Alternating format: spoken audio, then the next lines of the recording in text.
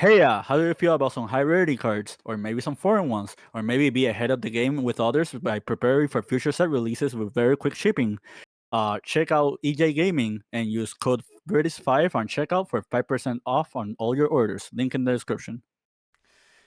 Greetings, Lewis, and welcome to another video. So, Legacy of Destruction is debuting very soon in the OCG. For us in the TCG, it's going to be around April 2024, and they have been showing us a lot of Legacy support as of late.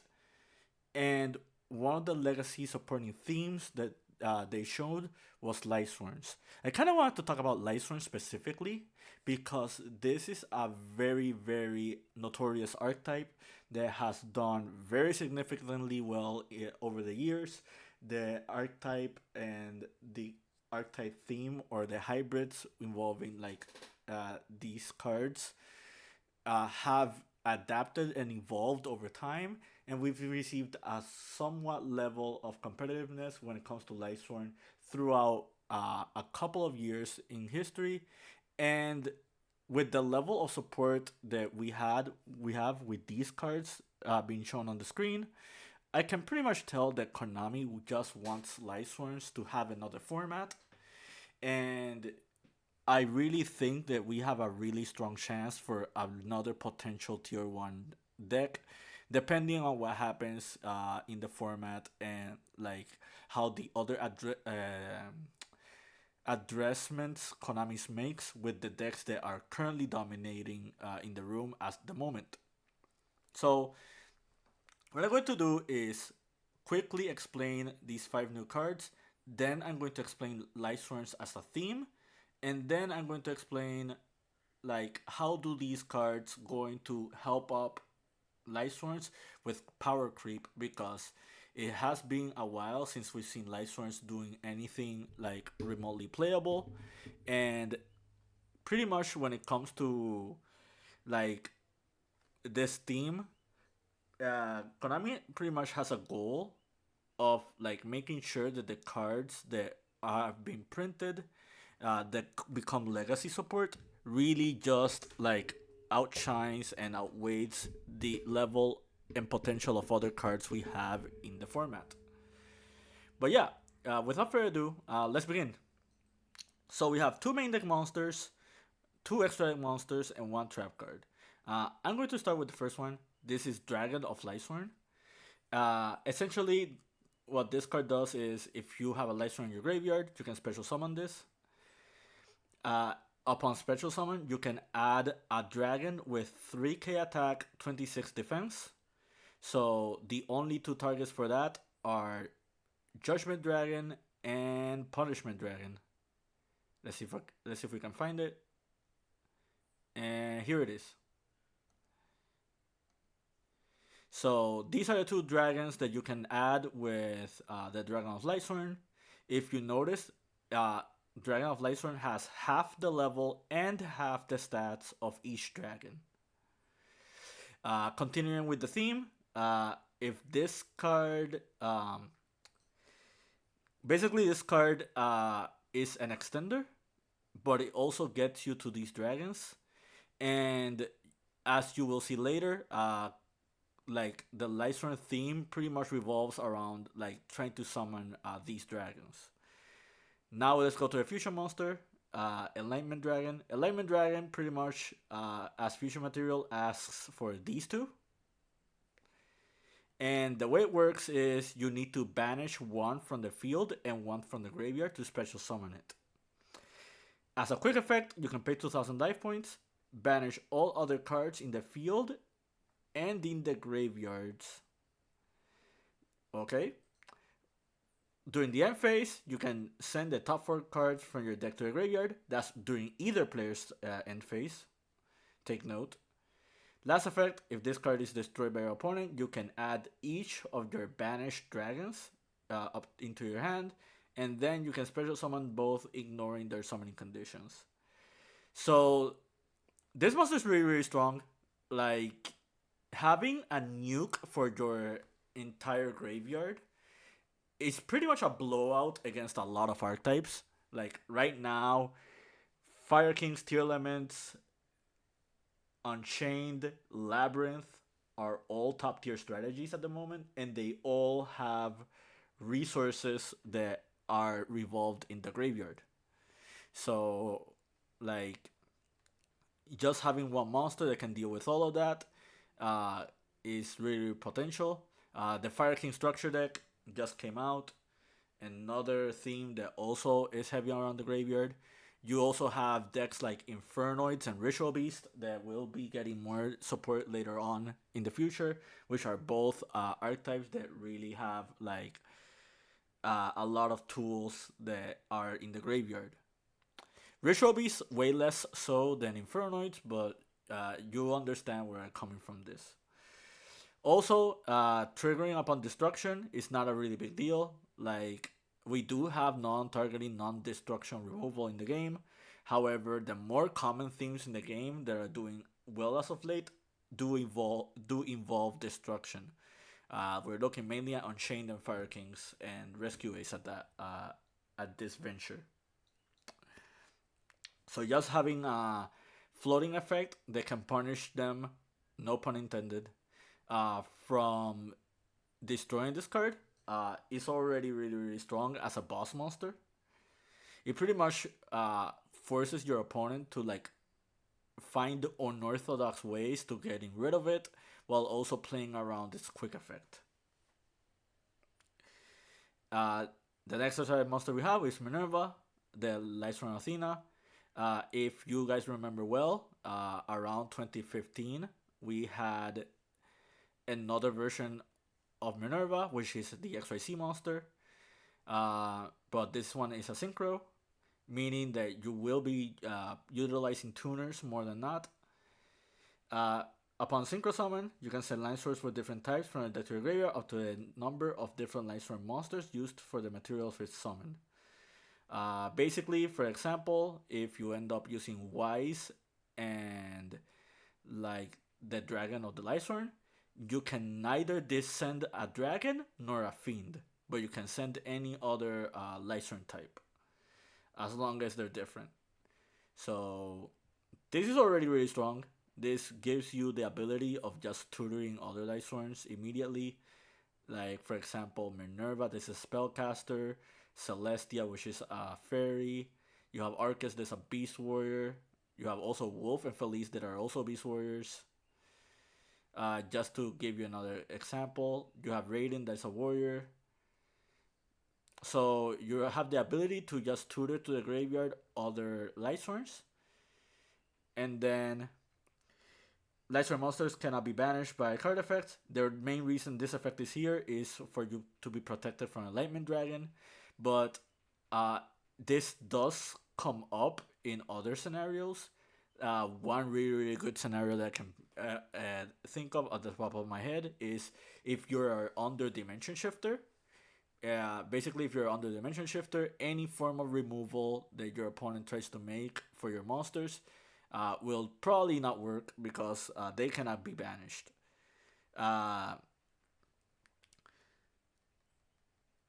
Other examples would be like the Sleipnir, the Runic monster, which is the level 9 one. SP Little Knight is another really good example of this. Chaos Angel, so on and so forth. So pretty much just having protection against banishing. It's a little unorthodox, but it's really, really like ideal. It's really, really helpful, especially in an SP Little Knight format where you pretty much see this card being summoned everywhere, and your opponent is using it as your like one of their main interruptions. Just having monsters that cannot be banished by this is really, really ideal. Last effect, you can banish up to 4 Lightsworns in your graveyard. Send that many cards from the top of the deck to your graveyard. The main reason this effect is here is because it gives you inability to summon the Punishment Dragon. Basically, Punishment Dragon can only be summoned if you possess more banished Lightsworn monsters with different names. And just having a monster that can do that, as well as like keep your deck consistent with its win condition, is pretty very ideal.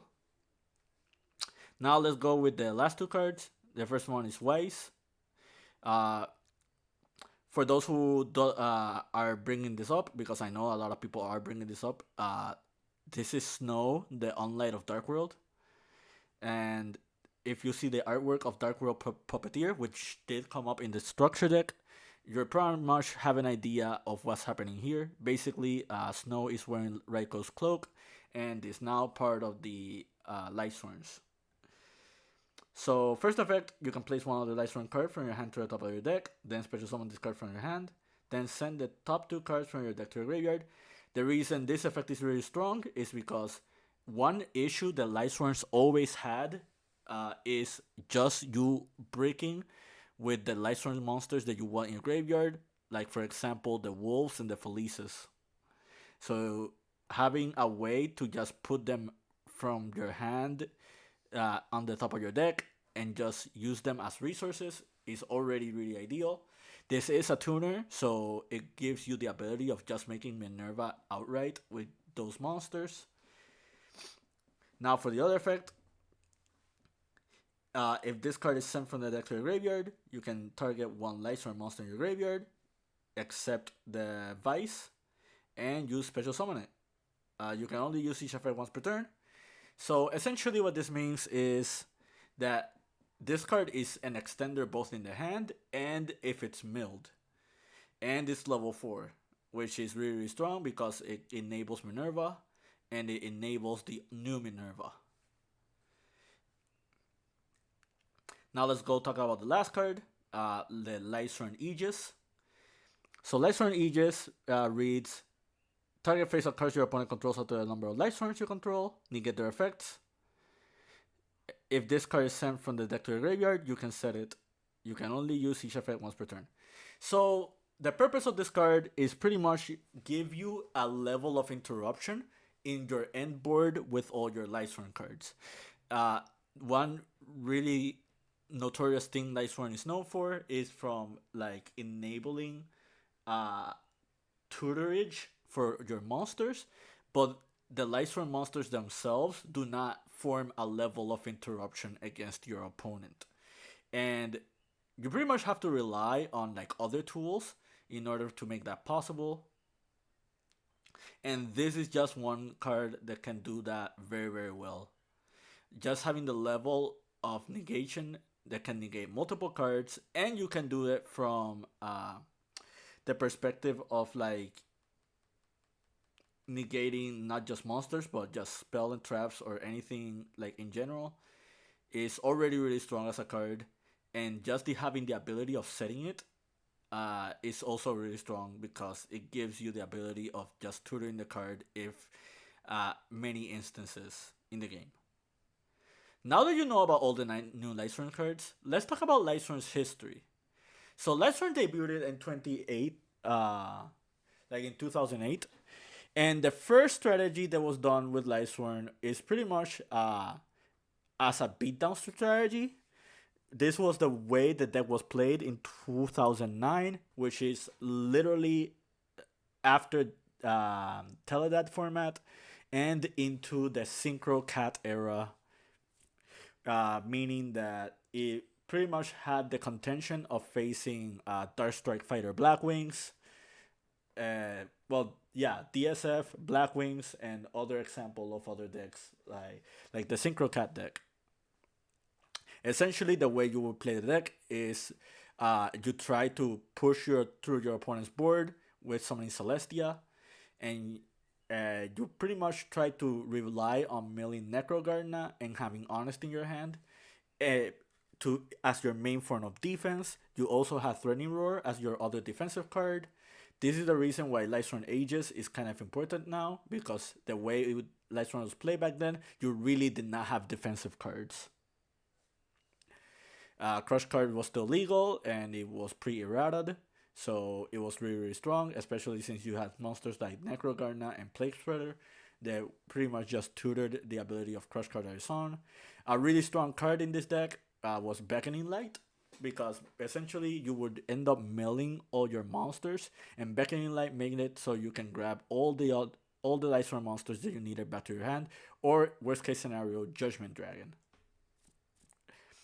Judgment Dragon was really really strong back then. It was really much like end board boss monster that pretty much just secured the game by itself, and just having the ability to nuke the board was also very strong in itself. Back then, XYZs did not exist, and fusion monsters were like not as easy to make. So you pretty much just have a full synchro extra deck. You do have a couple of tuners in your deck, like the Gale the Whirlwind and like Plague Spreader, just to name like one or two. There is another version of the of Lightsworn that was played back then, which is slightly different. I don't have it here on screen and I don't have it built at the moment, but it's pretty much called Lightsworn, and it's a version that played more dark monsters in order for you to like enable the summon of monsters like Dark Arm Dragon. So now that we saw how Lightsworns operated in 2009, let's talk about a little bit of what happened afterwards. Essentially, the game started going at another pace. A few of the Lightsworn cards were hit back then. Like for example, Charge got reduced to 2. Like Judgment Dragon was not a 3 as well, and Necrogarna got limited. Honest got limited. A few of the staple cards were gone as well. Pretty much, it was really really tough to play Lightsworn like for a good amount of years until 2015. So 2015, this is basically the middle ground for the XYZ era. This pretty much what happened here was that Minerva got printed as a prize card, and when it comes to Konami and the history of making prize cards, some prize cards just didn't have enough strong footing to make it a viable strategy during the format. However, like Lightsworns as a whole actually became a top tier strategy just because of the existence of Minerva. Essentially, what you would do is you would play a rank 4 turbo deck, and back then the performages were legal, and the performages were really, really strong as level 4 extenders. You had Trick Clown that enabled itself as a free summon if it was sent to the graveyard. You had Damage Juggler that pretty much you can banish it to grab either the Clown or the Hat Tricker, depending on which one you needed or you could use at the time. And you also had Hat Tricker that pretty much special summoned itself if you controlled 2 monsters. So it was super easy to just make a couple of rank 4s. One common rank 4 that you would make like in all your plays is Minerva. One other rank 4 that you would make afterwards would be Trapeze Magician, which is really, really strong just to enable decays. And it also floated into a Performage monster. You had Diamond Direwolf to help break boards. You have Abyss Dweller to just shut down graveyard strategies. The main monster you would make in this deck would be like Cypher or Lord Omega. If you look at this deck right now, you see there are no real defensive cards in this build. You're not even running Threatening Roars or like other cards like that. So in order for you to have a win condition going first, one of the things that you would do is just start like eliminating cards out of your opponent's hand with Cypher and Lord Omega and make your opponent play with very minimal resources. Minerva was not an easy monster to play around at the moment, so the moment Minerva would be just destroyed, she will trigger her graveyard effect to mill extra cards, and depending on what you milled, you would end up like just start picking apart your opponent's board. But yeah, this strategy was very, very cohesive for a good amount of time. It was not the best deck at in the format at the moment, but it held its own for a little bit. The contenders we had back at the time was Clownblade, Necros, Janzing, Ritual Beast, just to name like a few outliers out there. So essentially, this was like a really just strong turbo strategy. So another really strong card back then was Northern. Northern was legal back then, and as you can see here, like it's no longer limited, and instant fusion is at 1. So and you have Soul Charge and Vanity's Emptiness gone. So this was not going to be a strong strategy like for a good amount of time. Now let's look what happened afterwards. Uh, 2 years later, on 2017, we had Raging Tempest as a set being legal, and in Raging Tempest, we had the introduction of Bujin Hiroko as well as the Zodiac monsters. Zodiac was pretty much like the number one contender back in the day.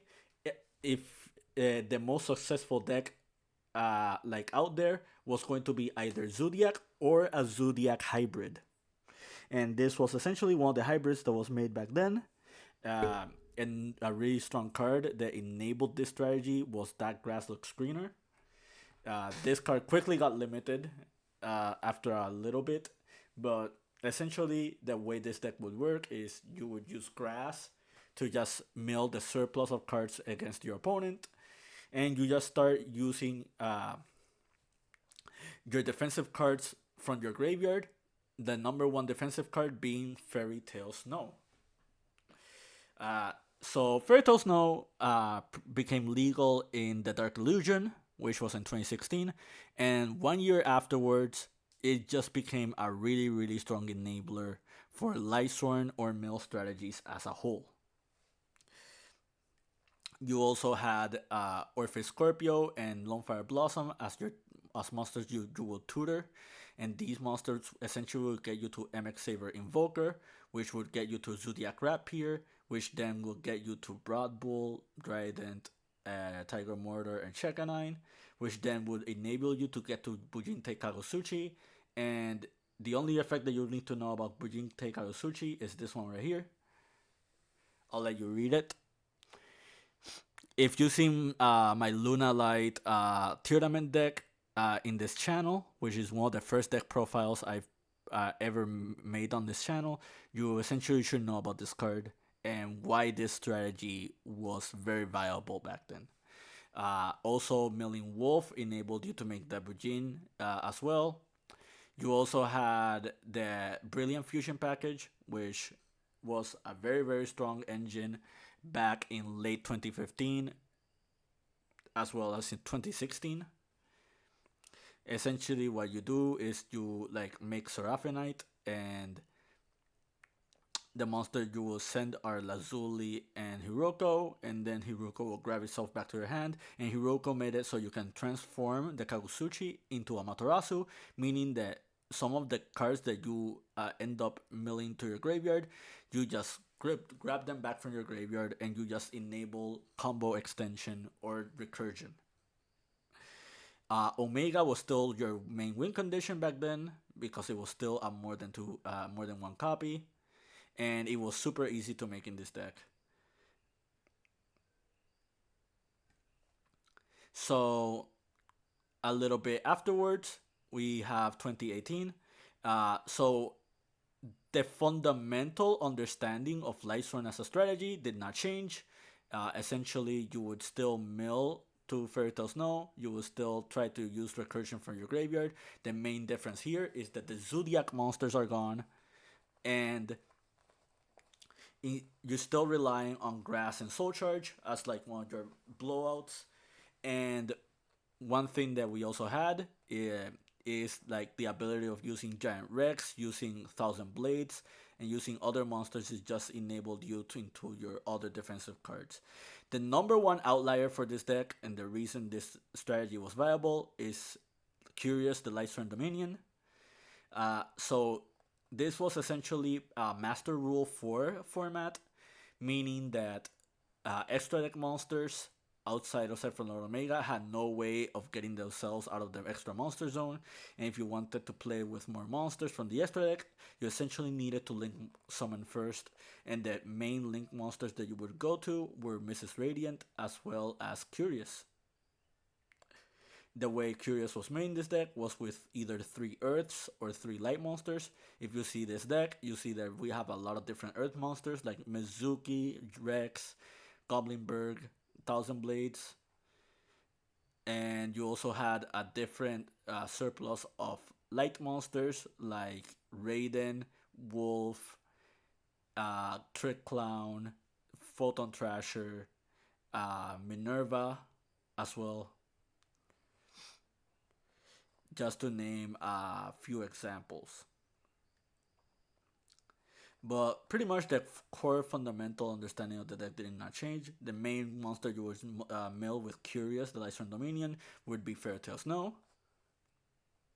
And except Fairytale Snow served as multiple interruptions because not only can you banish the Fairytale Snow to just set a monster, you can also send banish Spirit Master in order to like pop an extra card. You can banish Solitaire to enable combo extension into your like Spirit Master again. You can banish the Giant Rex just to for more combo extension as well. Just to give you like outright a good amount of examples. Except for Omega was still a 3, so you didn't have to play defensive cards. You pretty much just had Omega as your way of interrupting your opponent or just like trifling against their resources. So over the years, Lightsworn has been power crept. As you can see here, Fairytale Snow is already banned. That was not because of Lightsworn. Well, you can say essentially it was because of Lightsworn, but then it got rebanned again in 2023. 2022 because of Tear Laments. Another monster that we have gone from the game is also Curious. Curious is also gone from the game, meaning that you pretty much lost your main win condition in any hybrid or Lightsworn strategy. I quickly just wanted to show this real quick. So you already know that the Bestial Runic deck has been running around. This is like one of the more popular decks that are being played in this current format. And shoutouts to Bricky. I faced him on Dueling Book the other day, and he pretty much played me with this hybrid right here, which is essentially just Charge of the Light Brigade with Raiden. Just to mill you your runic cards. It's a level 4 tuner, so you can make your Synchro 10s with your Bestials. It's also a light monster, so it can enable like Chaos Angel or be a monster for duality. But yeah, I pretty much just wanted to showcase this real quick. And now we're going to go to the cusp of the discussion, which is what is Lightsworn's position in 2024? So in the screen, what you're seeing right here is every single card that involves Lightsworns. And we're going to talk about what are the most impactful ones and what are the least impactful ones. Out of the most impactful, we have Charge, Solar Recharge, Raiden, Minerva, and without counting the new ones, I would say pretty much Raiden, and I will pretty much add Lumina to the list and Lila as well. So I pretty much forgot to post the other Lightsworns, but the 4 monsters that are missing are Eren, Lila. I guess I can show them. I can show them later. But when it comes to Lightsworn and the history behind it, Konami has printed a lot of cards for Lightsworns, but not many of them serve the purpose of the theme. It's not that they don't do what the deck is supposed to do, it's more that the cards are not really viable for what Konami wants us to do with Lightsworns in the current environment in the meta. So if you want me to do another discussion explaining all the Lightsworn cards that we have in general, I will do so.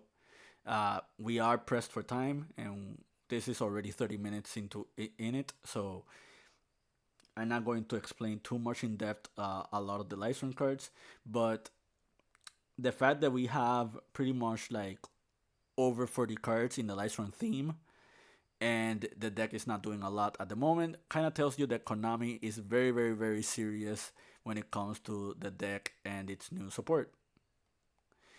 So now that we know what the Lightsworn theme has, what are cards that can be worked alongside Lightsworns? If you see this hand right here, you see Tearlaments, you see Bestials, you see Chaos Dragon Levianeer.